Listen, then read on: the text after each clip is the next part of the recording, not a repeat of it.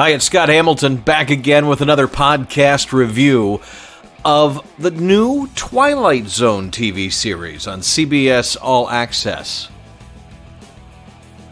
I know this debuted about a year ago, but, I don't watch a whole lot of TV and did not have a subscription to CBS All Access, but I signed up for that free, trial period and so I could watch Picard and watch a few other things that were on CBS that I hadn't been able to stream, like Twilight Zone.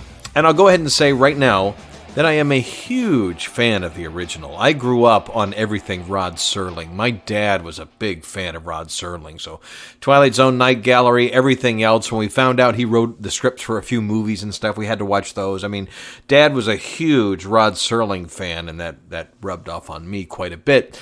And so it was with great trepidation that I approached a new Twilight Zone series because, well, it's iconic like nothing else. I mean, they've tried to do Twilight Zone before, and they've made a movie, and they've done other things, and the concept of an anthology show is not, that's been done about a zillion times.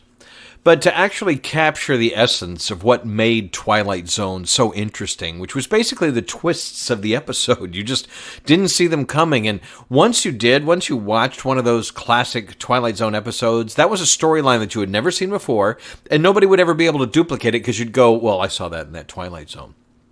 From Burgess Meredith with the whole glasses thing and reading and the end of the world, that episode is just I keep using the word iconic, but there are very few TV series that will go on beyond our lives, and Twilight Zone probably will because it was made back in the 50s, and it's black and white, and it still holds up as good drama, interesting stuff to watch today.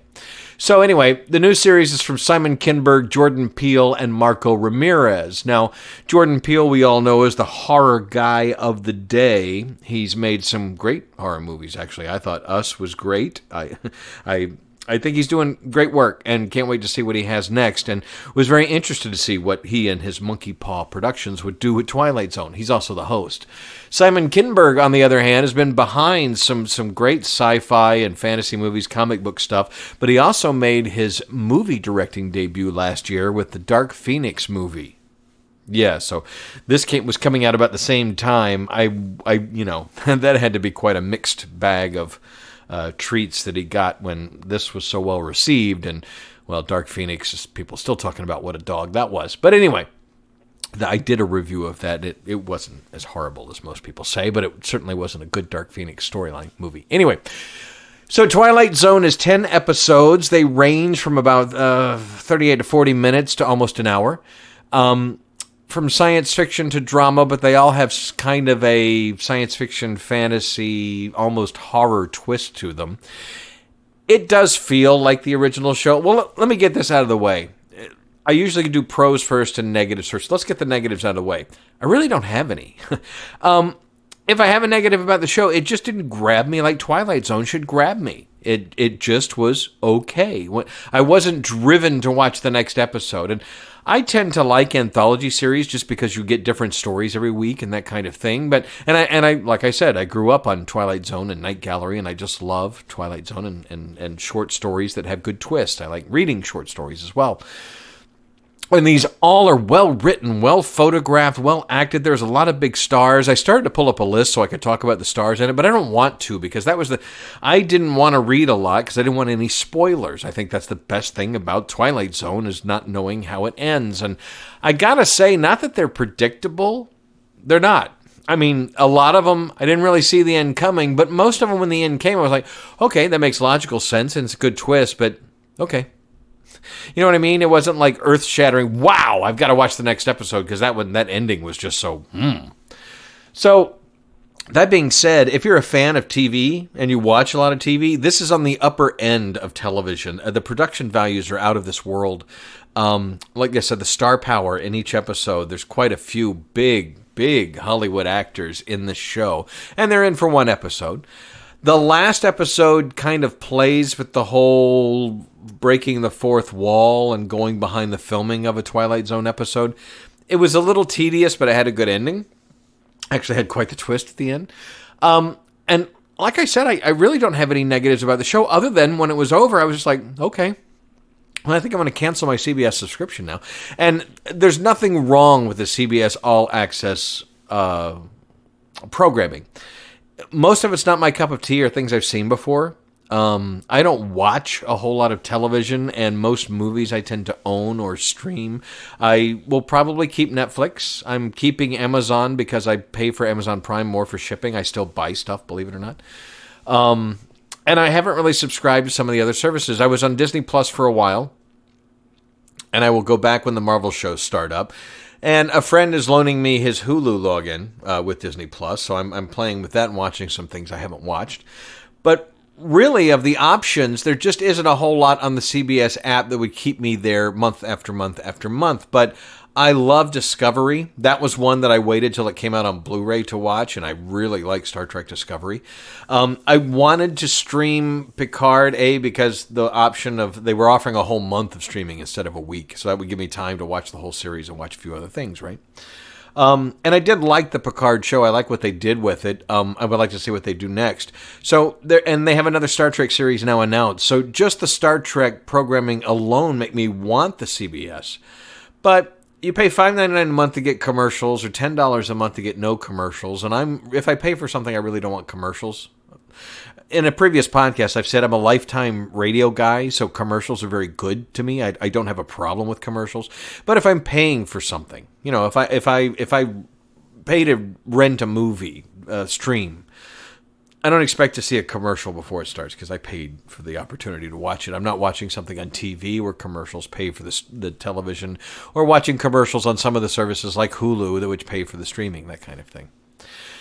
So anyway, I really liked the series and would like to see season 2. I'm just not, I can't go, everybody go watch the show. I think if you like these kind of shows, and I think if you like Twilight Zone, you owe it to yourself to watch this and get all the way to the last episode and see how it ends, because it is kind of a nice tribute to Rod Serling and all that this has become.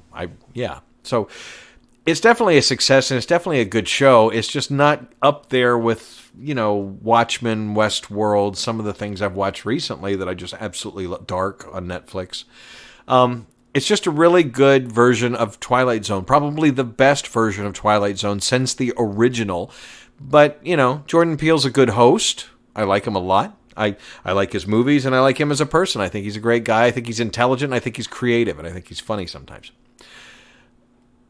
And he plays the host part well, and the whole, like I said, it just didn't, maybe it's just because I am such a fan of the original. But long story short, if you think you would like it, definitely check it out. It's well made, and it's really well done.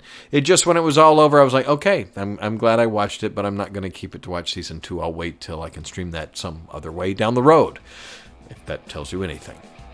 So that was a review that I'm trying to get to more of these now that the virus thing, not that it's lightening up, but more people are getting out of the neighborhood, and I'm finding more opportunities to have some brief moments of quiet so I can record a live podcast. Also, for the nerds out there, the audio nerds who are listening to this, I've had a lot of compliments on the quality, and I'm taking it up a notch on this particular podcast and going forward. If you don't care anything about this, you can skip forward probably about a minute. But this podcast was recorded as I record all of the other podcasts, but I'm now recording at 96K and 32-bit. That is a higher bit rate than just about anything. That's the highest rate on Tidal and most of the high-resolution file services. So if that is any interest to you and you become a Patreon subscriber for $5 a month or higher, you will be able to download the high-resolution files. And I'm still waiting on a little more feedback, but so far everybody said they've not had a problem downloading the files I've done so far. But I'm going to push the envelope here and see how high-resi I can go, because I have a bit of hard drive space I can use up there in the cloud, and I might as well give you nerds an opportunity to hear this as close to the way it was recorded, as close to my melodious voice as we can get to with this technology. All right, sorry, that was longer than a minute. But anyway, check out the Patreon page if you're interested in supporting the podcast. I'm in the process of putting together a talk show or two, some countdowns, some lists, a whole bunch of fun things. There's going to be some private Q&A stuff for the Patreon supporters, and some more private things, and some things that you will only be able to get exclusively there. big plans, YouTube, you name it, all on the way. So watch the rockfile.com for all the details. Subscribe to the podcast wherever you're listening to them now. And like I said, if you become a Patreon subscriber, you can download these things and do whatever, listen to them on whatever device you can that will play something that high resolution. And if you want any other particular, resolution of files for a particular device, let me know. I can do FLAC, I can do Apple Lossless, I can do some of the weirder ones. If you wish, I would do that for you subscribers because I really appreciate you making this possible. I'm Scott Hamilton. I'm Rockfile. Thank you very much for taking the time out of your day to listen.